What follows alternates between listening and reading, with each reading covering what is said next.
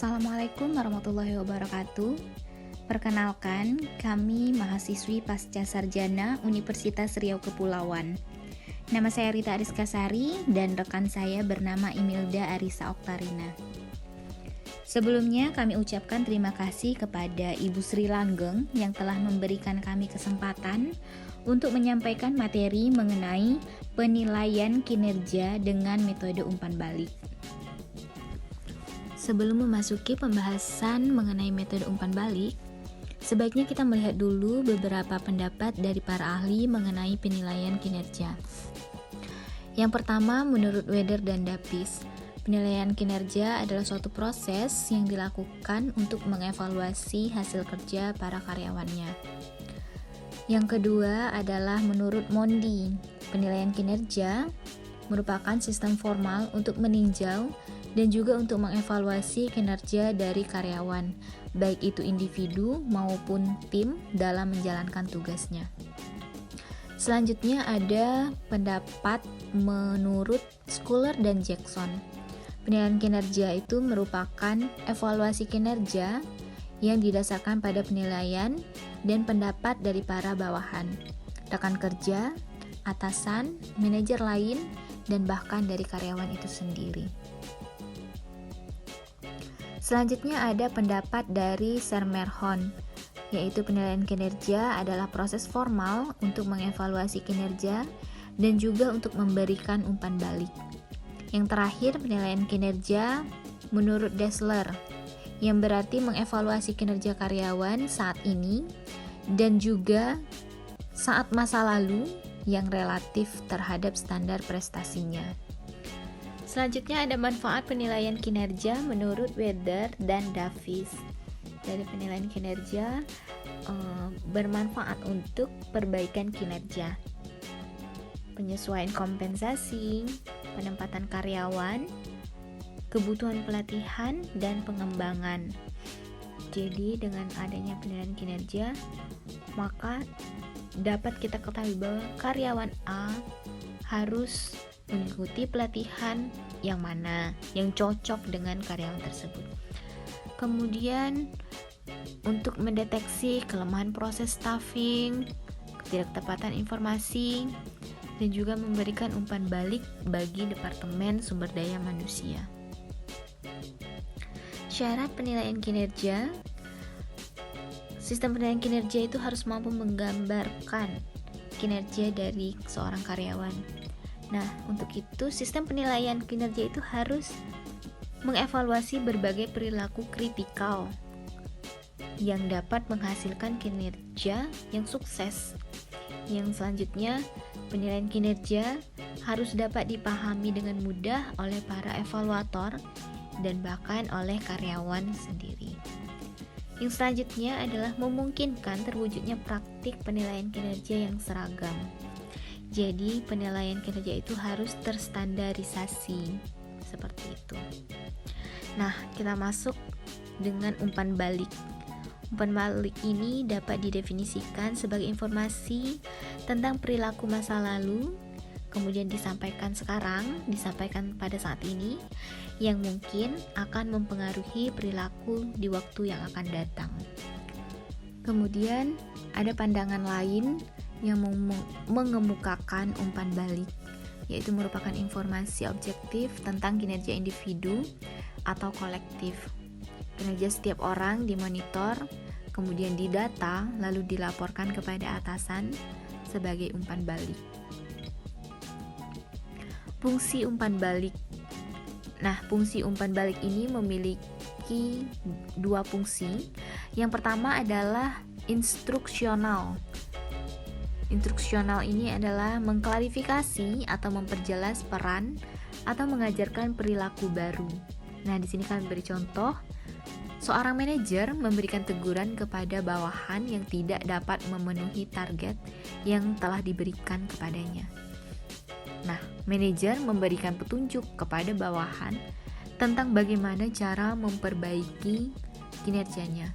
Manajer juga dapat memberikan coaching kepada karyawannya, dan apabila diperlukan dapat mengirimkan karyawan tersebut untuk mengikuti pelatihan sesuai dengan kebutuhannya. Kemudian fungsi yang kedua adalah fungsi umpan balik yang bersifat memotivasi, yang digunakan sebagai alat untuk memberikan reward dan juga menjanjikan reward di masa yang akan datang. Selanjutnya ada sumber umpan balik. Nah, sumber umpan balik ini secara otomatis pekerja akan mendapatkan umpan balik dari rekan sekerja, supervisor, bawahan, dan orang luar organisasi seperti pelanggan atau pemasok.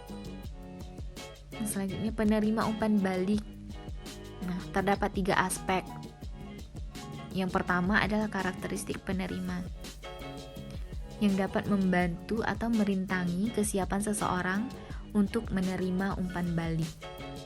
Selanjutnya adalah persepsi penerima. Umpan balik dapat memberikan tanda positif dan juga tanda negatif. Nah, bagi sebagian orang akan cenderung mempersepsikan dan juga ingat dengan umpan balik yang positif karena dianggap lebih akurat daripada umpan balik negatif. Padahal pada kenyataannya, umpan balik dengan tanda negatif juga dapat mempunyai dampak yang memotivasi positif. Selanjutnya ada evaluasi kognitif penerima. Atas penerimaan umpan balik, orang secara kognitif mengevaluasi faktor seperti akurasinya, kredibilitas sumber, kejujuran sistem, bahkan harapan atas reward kinerja dan standar yang masuk di akal. Seterusnya adalah hasil perilaku umpan balik. Nah, umpan balik ini berhubungan erat dengan proses penetapan tujuan, menyangkut hasil perilaku yang sama, yaitu berubah arah, usaha, dan juga ketekunan. Nah, di sini secara tradisional umpan balik berasal dari atasan kepada bawahan atau bersifat top to down. Atasan memberikan penilaian kepada bawahan untuk memperbaiki kinerjanya. Nah, namun sekarang akhir-akhir ini berkembang pendekatan yang baru, yaitu pendekatan non-tradisional yang menunjukkan bahwa umpan balik bukan hanya dari atas ke bawah, tapi adanya beberapa sumber umpan balik. Terdapat 6 alasan sebagai dasar tumbuhnya umpan balik non-tradisional. Yang pertama, sistem penilaian kinerja tradisional menciptakan ketidakpuasan yang sangat luas di kalangan para pekerja.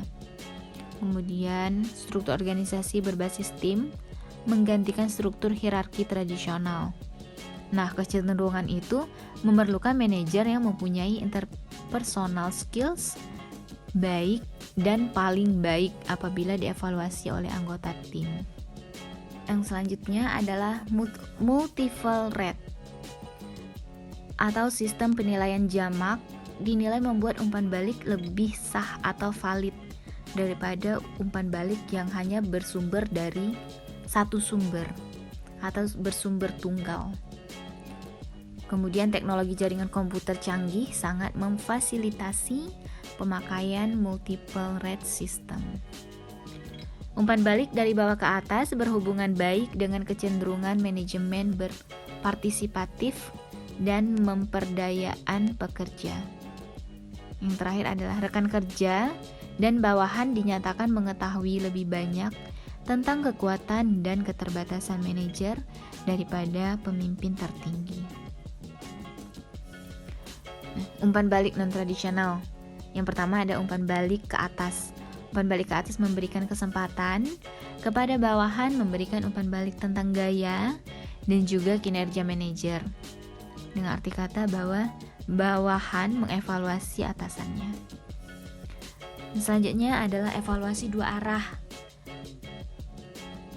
yaitu umpan balik dapat mengalir tidak hanya dari manajer ke pekerja, tetapi juga sebaliknya dari pekerja ke manajer. Sistem peningkatan efektivitas merupakan suatu sistem yang menyesuaikan realitas perbedaan dengan kebutuhan individual. Sistem ini membantu pekerja merasa turut memiliki proses karena mereka mendesain bersama manajer. Yang selanjutnya, menggunakan akal sehat. Nah, kadang nih kita tuh lupa bahwa tujuan kita adalah memperbaiki produktivitas. Tetapi terkadang kita sendiri juga yang menciptakan hambatan untuk mencapai suatu tujuan. Nah, sementara itu, untuk maksud tersebut, pekerja harus memahami tujuan dari organisasi, dari divisi, unit kerja, dan bagaimana memberikan kontribusi terbaik untuk mencapai tujuan tersebut. Selanjutnya ada umpan balik 360 derajat. Suatu konsep yang memberikan manajer umpan balik dari berbagai tingkat dan kategori rekan kerja yang berbeda. Kemudian konsep umpan balik 360 derajat memberikan kesempatan kepada individu untuk membandingkan kinerja yang dirasakan mereka sendiri dengan informasi kinerja berdasarkan perilaku spesifik dari manajernya, bawahan, dan bahkan rekan kerja. Bahkan dalam umpan balik 360 derajat ini, orang luar pun dapat dilibatkan. Umpan balik 360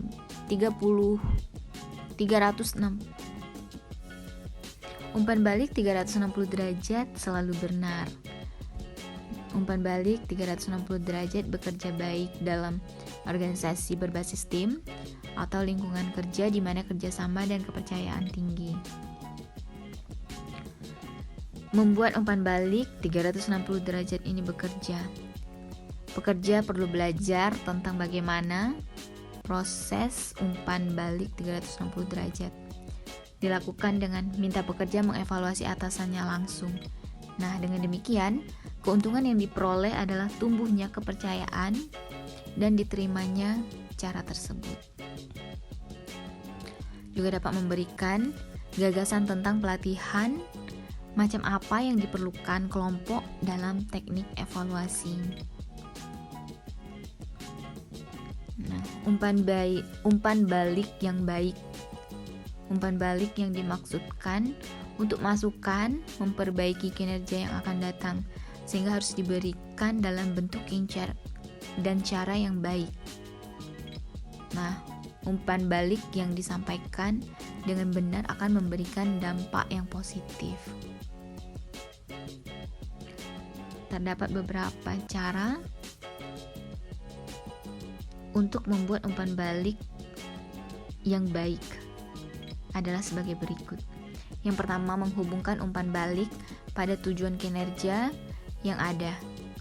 Kemudian memberikan umpan balik secara spesifik terikat pada perilaku yang dapat diamati atau hasil yang dapat diukur. Menghubungkan umpan balik pada bidang yang menjadi hasil utama. Kemudian memberikan umpan balik sesegera mungkin. Jadi umpan balik diberikan tidak bertele-tele. Kemudian memberikan umpan balik positif untuk perbaikan proses kinerja, bukan hanya hasil akhir, tetapi proses seperti itu. Kemudian memfokuskan umpan balik pada kinerja, bukan kepribadian. Mendasarkan umpan balik pada informasi yang akurat dan kredibel. Nah, selanjutnya ini adalah monitoring umpan balik. Yang pertama, menggunakan kalender. Tuliskan inisial pekerja setiap memberikan umpan balik pada pekerja. Pada hari Selasa dilakukan pengecekan hasil mingguan, dan seterusnya. Jadi tertata berdasarkan kalender. Seperti itu. Kemudian ada brown bag lunch. Seminggu sekali dilakukan makan siang bekerja bersama pekerja. Kemudian gunakan kesempatan ini untuk menangkap kejadian yang baru dan mendapatkan perspektif pekerja tentang bagaimana segala sesuatu berjalan. Karena pada saat makan siang inilah para pekerja itu berkumpul untuk makan bareng, jadinya mereka akan mendiskusikan tentang peraturan yang ada dan segala macam. Baik, untuk yang selanjutnya, umpan balik setiap hari, sikap vokal terhadap pekerja yang baik, dan seterusnya akan disampaikan oleh rekan saya, Imelda Arisa Oktarina. Pada Imelda dipersilahkan. Baiklah, saya akan melanjutkan penjelasan dari teman saya. Umpan balik setiap hari. Berikan umpan balik paling tidak kepada seorang pekerja setiap hari. Umpan balik ini harus positif atau konstruktif, dan harus tulus serta tidak memaksa. Sikap vokal terhadap pekerjaan baik. Pada dasarnya orang suka dipuji sehingga tidak berguna memberikan pujian kosong. Namun apabila memberikan pujian ala pantas, karyawan dipuji di depan umum dengan umpan balik positif. Beberapa pelajaran yang dapat ditarik dari penelitian tentang umpan balik yaitu sebagai berikut. Penerimaan umpan balik tidak boleh diperlakukan sebagai suatu given, sering disalah persepsikan atau ditolak, terutama dalam situasi antar budaya.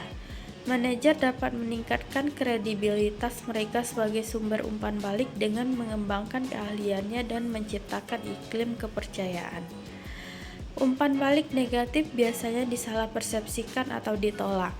Umpan balik yang terlalu sering mengikis rasa kontrol pribadi dan inisiatif, tetapi umpan balik jarang terjadi di kebanyakan organisasi.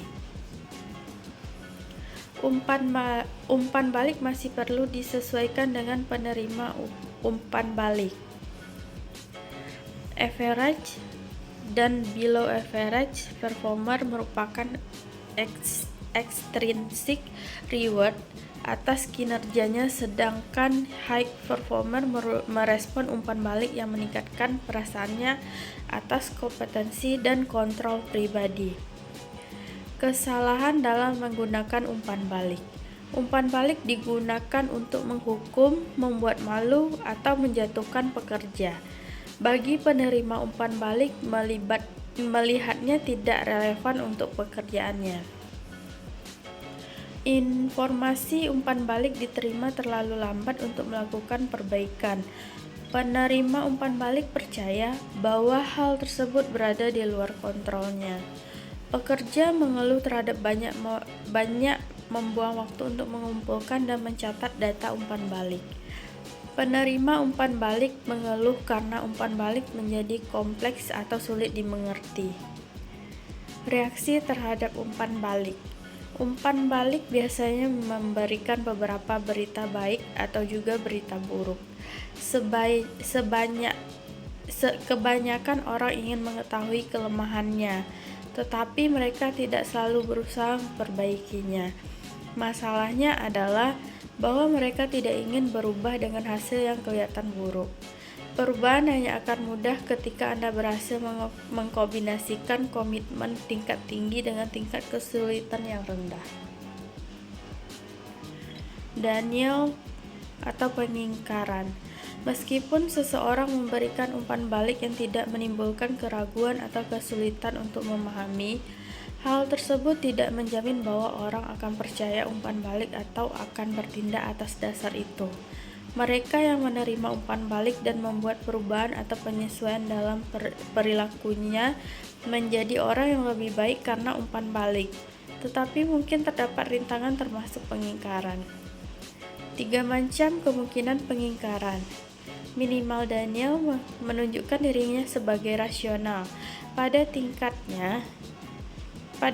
ini, ketika orang menerima umpan balik negatif, mereka percaya bahwa tidak perlu atau tidak penting untuk berubah, karena yang terjadi adalah tidak terlalu buruk.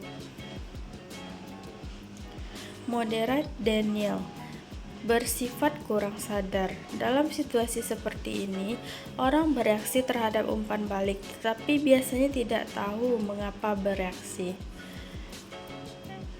Advanced Daniel adalah mereka tidak sadar sama sekali bahwa mereka mengingkari. Mereka bertindak seperti ahli dan tegas mengingkari bahwa terjadi masalah, atau mereka sama sekali mengabaikan masalah. Perbedaannya adalah bahwa mereka tidak sadar akan pengingkarannya. Balance atau seimbang. Ketika menerima umpan balik, perilaku reaktif bersifat kontraproduktif. Akan tetapi, perilaku produktif tidak selalu sekedar lawan dari perilaku kontraproduktif. Contohnya perilaku kontraproduktif adalah rasionalisasi.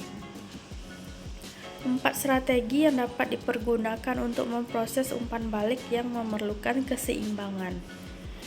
A. Rasional lawan penerimaan secara harfiah. Ketika orang merasionalkan hasil dari umpan balik mereka sering berusaha membenarkan perilaku mereka, sambil menghindari sumber pokok masalah. B. Melawan lawan melarikan diri.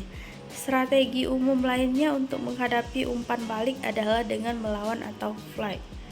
Menerima umpan balik dari orang lain, Anda harus menyeimbangkan reaksi melawan terhadap umpan balik dengan keinginan untuk melarikan diri atau flight daripadanya. C. Menarik lawan mengerikan. Sebagian orang menerima umpan balik negatif sebagai akhir karir, sementara orang lain memandang data hanya sebagai laporan teknis yang tidak ada hubungannya. D. Kelumpuhan analisis lawan ketidaktahuan adalah kebahagiaan. Menerima umpan balik dari orang lain, Anda harus menganalisis hasilnya dengan cukup baik untuk memahami data dan implikasinya, tanpa menjadi terlalu terlihat dalam analisis yang Anda tidak pernah mencapai kesimpulan apapun. 3. Sikap sehat terhadap umpan balik. Apabila persepsi adalah sebuah realitas dan menjadi keseimbangan yang tepat adalah penting, maka cara yang paling efektif memproses umpan balik adalah dengan memperbaiki sikap Anda terhadap umpan balik. 4. Memperbaiki kemampuan menerima umpan balik. Apabila Anda kesulitan menerima umpan balik dari orang lain atau hanya ingin memperbaiki kemampuan menerima umpan balik, bagaimana Anda memperbaiki dan membuat perubahan yang diinginkan. 6 langkah yang perlu untuk memfasilitasi umpan balik, yaitu mengidentifikasi secara spesifik keberhasilan dan kegagalan pekerja. Apabila berbicara dengan pekerja harus spesifik, jangan mengatakan pada pekerja bahwa mereka sering terlambat. Akan tetapi, beritahu secara tepat jumlah waktu mereka telah terlambat dalam periode waktu tertentu. Sama halnya apabila menawarkan pujian, seperti jumlah uang atau waktu perusahaan telah dihemat oleh pekerja. Berhenti berbicara dan mulai menyimak. Tanyakan kepada pekerja untuk merespon pengamatan Anda dan memberi perhatian penuh pada kata dan bahasa tubuh mereka. Apabila Anda tidak menyimak apa yang dikatakan pekerja, maka tidak mungkin mereka menyimak apa yang Anda katakan. Mendiskusikan implikasi perilaku berubah atau tidak berubah. Apabila Anda menghadapi masalah perilaku, sampaikan manfaat yang mungkin diperoleh dengan terminologi yang jelas dan tidak dapat salah. Sebaliknya, biarkan pekerja tahu bahwa akan menerima bonus atau pengakuan lain. Informasi secara spesifik memberikan pekerja patokan untuk menilai dan menyesuaikan perilaku mereka. Menghubungkan penyelesaian yang lalu pada perubahan yang diperlukan. Lihatlah bidang di mana pekerja telah berhasil dan menunjukkan bagaimana sifat-sifat yang dapat mengarah pada keberhasilan dapat diterapkan pada bidang lain yang perlu perbaikan. Menyetujui rencana tindak. Tanyakan kepada pekerja langkah apa yang mereka dapat lakukan untuk menghadapi masalah yang telah diidentifikasi. Kumpulkan saran mereka, pastikan bahwa gagasan spesifik, jadwal waktu, dan rencana realistis dan terukur. Apabila mungkin, tuliskan rencana tersebut bersama pekerja. Keenam, tindak lanjut. Tetapkan tanggal dan waktu untuk bertemu lagi untuk meninjau ulang dan review formal tentang kemajuan yang berhubungan dengan rencana tindak. Gunakan pengembangan rencana tindak sebagai langkah awal untuk sesi umpan balik lebih reguler dan tidak formal. Umpan balik efektif. Yang pertama, konstruktif. Umpan balik konstruktif merupakan alat motivasi yang sangat kuat, dimaksudkan untuk membimbing ke arah perbaikan. Umpan balik mendorong orang yang mempunyai kinerja baik untuk mewujudkan lebih baik lagi, dan menghentikan umpan balik kepada kinerja buruk dari kritikan destruktif. Kedua, menghubungkan pada pekerja secara eksklusif. Apa yang terjadi di luar pekerjaan dan tidak memikul beban pada kinerja di pekerjaan atau setiap pengaruh pada nama baik organisasi tidak menjadi subjek umpan balik. Ketiga, menilai kinerja, bukan kepribadian. Satu-satunya masalah yang harus menjadi perhatian manajer adalah menilai kinerja. Pandangan kita terhadap sifat bawahan adalah tidak relevan, sampai mempunyai dampak sebaliknya pada efektivitas tim. 4. Spesifik. Umpan balik harus berhubungan pada kompetensi, deskripsi pekerjaan, dan tujuan yang telah ditetapkan. Contoh spesifik harus dihubungkan secara langsung pada tanggung jawab dan tujuan, dikaitkan pada pekerjaan pekerja. 5. Memperhitungkan perbedaan persepsi. Memperhitungkan bahwa cara kita melihat kinerja pekerja mungkin sangat berbeda dari bagaimana pekerja melihat kinerjanya sendiri. Adalah mudah untuk menarik kesimpulan dari hasil yang dapat dikuantitatifkan. Tetapi masalah kurang kuantitatif lainnya mungkin lebih sulit menilai dalam terminologi mutlak. Keenam, objektif. Perlu dipastikan bahwa penilaian dan pengukuran kita bersifat objektif dan tidak emosional. Perlu dihindari alternatif subjektif dan terutama menghindari sikap kurang berhati-hati. Demikianlah penjelasan materi kami. Semoga penjelasan kami ini bermanfaat bagi kita semua. Akhir kata kami ucapkan terima kasih. Wassalamualaikum warahmatullahi wabarakatuh.